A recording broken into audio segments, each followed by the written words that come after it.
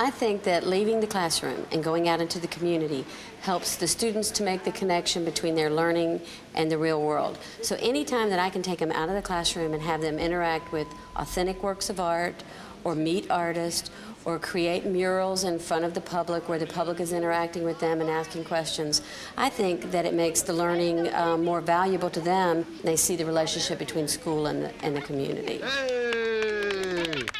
When I first began a unit, I think almost all of my units began very teacher-centered, where I set it all up, plan out exactly how it's going to begin, what kinds of resources I'm going to use. As the students get more and more into a unit, I begin to give up more and more of the teacher control and begin to offer the students choices to make so that every student in my class does not come up with the exact same product, the exact same thing at the end of it. If I have 30 students in a class, I would potentially like to have 30 different responses and 30 different solutions to the problem. So to do that, I have to give up a little control and give it over to them and have them make some choices. The idea of the lawn paintings grew out of us looking at how artists from the Renaissance and before the Renaissance copied each other, borrowed from each other. Artists in studios would actually meticulously emulate a master and try to paint exactly like them. And the contemporary idea of borrowing ideas from other creative sources. And so a musician might be inspired by another musician, or a writer might be inspired by a writer, or an artist inspired by another artist. And in the past 10 or 15 years, we've had many lawsuits and lots of things in the news about, well, that's my idea, or I wrote that, or that was my, concept for a movie. And so when is an idea original? And can any idea really be original, or are we all a composite of all the things that have come before us and that we've experienced in our own personal lifetime, and everything that came before us in history? One of the misconceptions students have about art is that it's this object or this thing that they can own or buy or hold and keep, or it's in a museum, and it's permanent.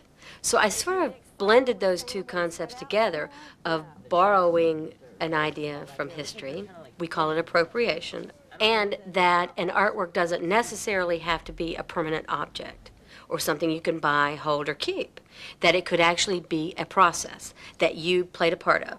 So I started having the students look for all the different ways that they see ideas being used in commercials. We looked at how artworks have been appropriated, and then I sent them out on their own journey, letting them go off on their own to come up with a famous painting. You want to choose one that you think a lot of people in the public will recognize, because we're doing this in a very public forum. Then I asked them, now you can't just borrow it exactly, you have to change it. Because that's what appropriation is taking an idea and altering it, making it your own. American Gothic by Grant Wood is probably one of the most well-known paintings in the United States. So the students pick that, and they know that those two figures stand for pretty traditional Midwestern American values.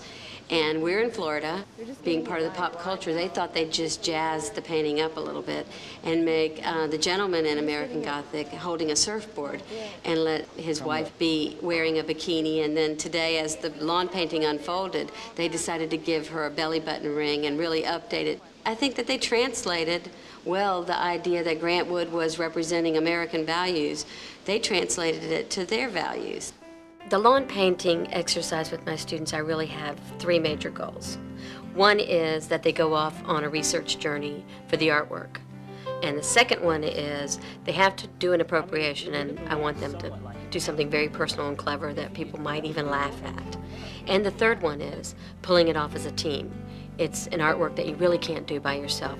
And we put it out here on the lawn where the public will stumble across it in a place they wouldn't normally see art. And it's not something anybody can own. It's just very temporary. It's going to last for a day or two. And pretty much if you missed it, you missed it. You had to be there. So I just combined all those elements together.